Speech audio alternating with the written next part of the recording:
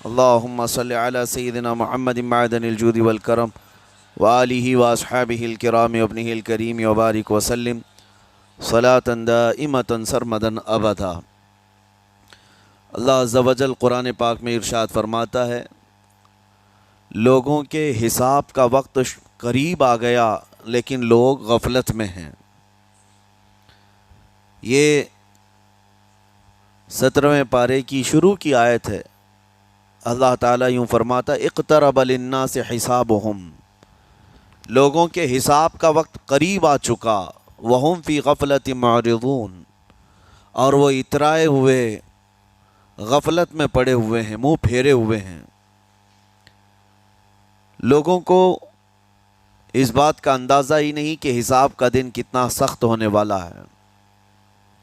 میرے عزیزو، جب نبی پاک صلی اللہ تعالیٰ علیہ وسلم نے یہ ارشاد فرمایا کہ میں اور قیامت ایسے ہیں جیسے 2 انگلیاں قریب ہیں، 1400 سال پہلے رسول پاک صلی اللہ علیہ وسلم نے یہ فرمایا تھا کہ قیامت اتنی قریب ہے جتنا 2 انگلیاں قریب ہیں۔ اور اب کے زمانے میں تو قیامت کے سلسلے میں جو حضور پاک صلی اللہ تعالیٰ علیہ وسلم نے نشانیاں بتائی تھی وہ تقریباً پوری ہو گئیں، بڑی نشانیوں کو چھوڑ کر۔ اور یہ بھی حدیث پاک میں ہے کہ اگلا زمانہ اتنی تیز گزرے گا کہ تمہیں اس کا اندازہ ہی نہیں ہوگا، زمانوں پر زمانے آتے چلے جائیں گے۔ یہ جو آخری وقت کی نشانیاں ہیں،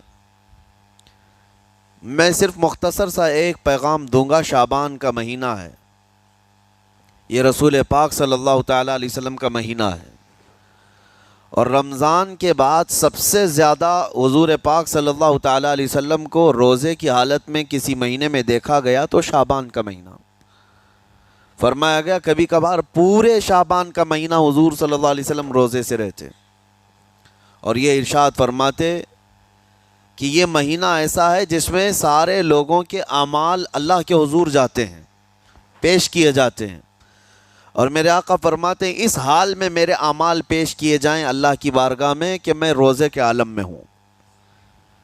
جب میرے اعمال پیش کیے جائیں اللہ کی بارگاہ میں تو میں روزے کی حالت میں ہوں۔ تو یہ شعبان کا مہینہ جو اب رمضان المبارک کے قریب کر رہا ہے، لیکن بعض بزرگوں نے یہ بھی فرمایا شعبان میں موتیں بھی کثرت سے ہوتی ہیں۔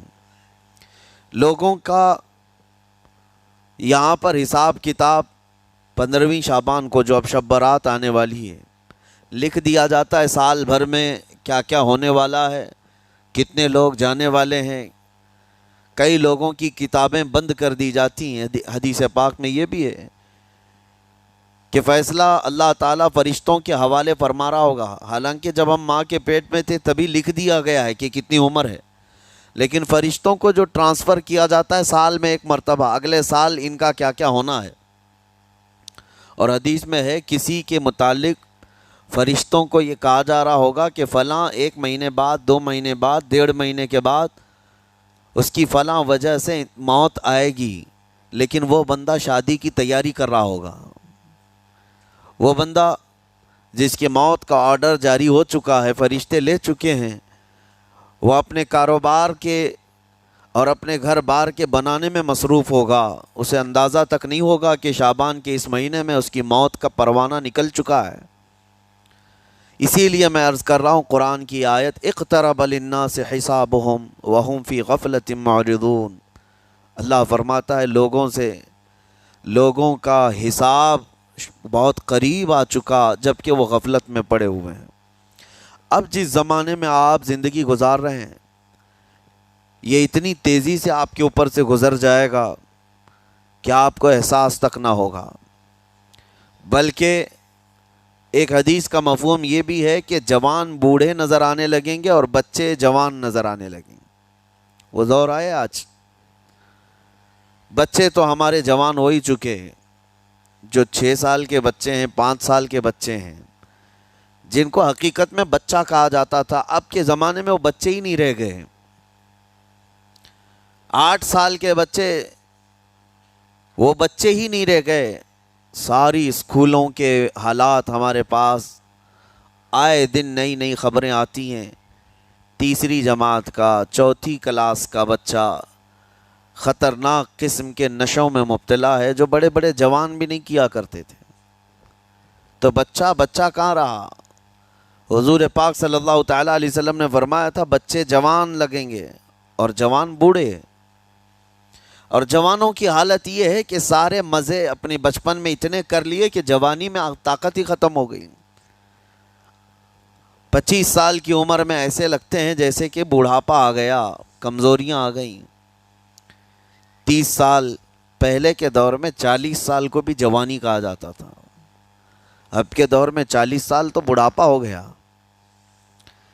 30 سال کی عمر کے بعد آج کے نوجوانوں کے جواب دینے لگ جاتے ہیں۔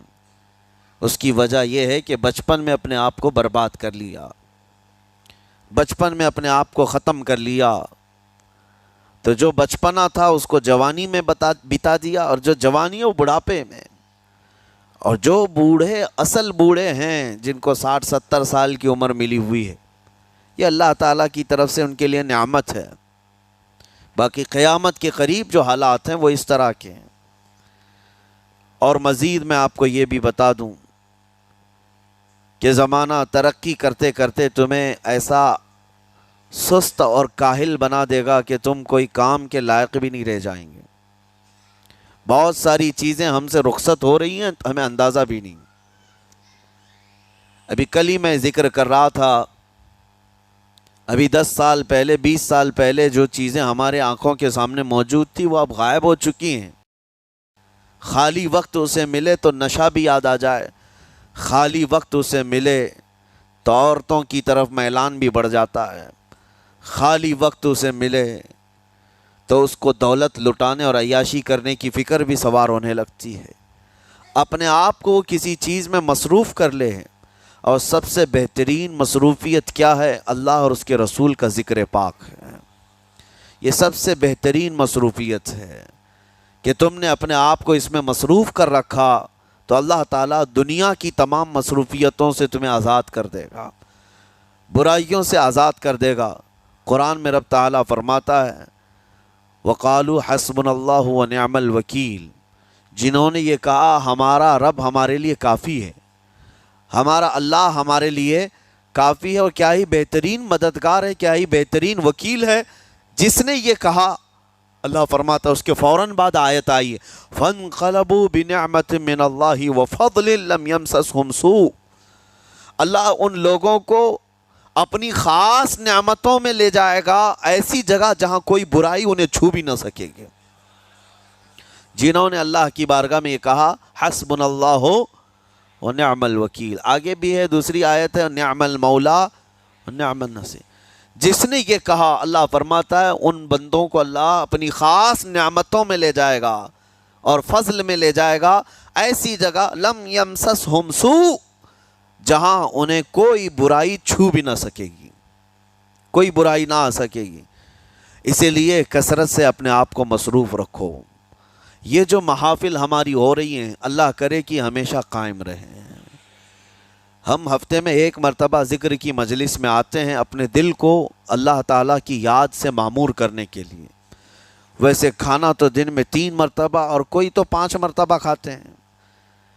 اپنے جسم کا بھرپور خیال رکھا جاتا ہے، ہماری روح کے خیال کے لیے ان مجلسوں میں آنا ضروری ہے۔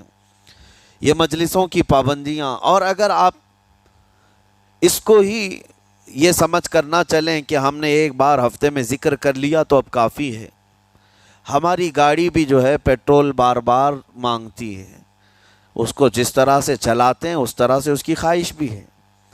روزانہ گاڑی کو اگر کہیں کھڑی کر رکھیں تو زیادہ پیٹرول نہیں لگے گا، لیکن چلتی رہے تو بار بار پیٹرول کی ضرورت ہے۔ ہم میں سے ابھی کوئی ایسا نہیں ہے جو بستر پر پڑا ہوا ہے، ہر کوئی چل رہا ہے، پھر رہا ہے، دنیا میں مصروف ہے۔ تم اپنے کھانے پانے بھی کر رہے ہو، لوگوں سے ملاقات بھی کر رہے ہو، اس کا مطلب ہے تمہاری گاڑی چل رہی ہے اور اس کو پیٹرول بار بار چاہیے۔ اور یہی جو ایندھن ہے، یہ پیٹرول ہے، اس کا کام یہ اللہ تعالیٰ کا ذکر کرتا ہے۔ تمہارے جسم کو بیلنس رکھنے کے لیے، تمہاری فکروں کو بیلنس رکھنے کے لیے، تمہارے دماغ کو صحیح سلامت ایک نہج پر رکھنے کے لیے یہ ذکر کی محافل قوت دیتی ہیں۔ اگر اس ہفتے میں آپ نے ذکر کیا نہیں ہوا تو آپ اپنے ہی گھر پر سونے سے قبل بستر پر بیٹھ کر کیوں اللہ کا ذکر نہیں کر لیتے؟ 5 منٹ 10 منٹ اس مولا کو پکار کر کے سونے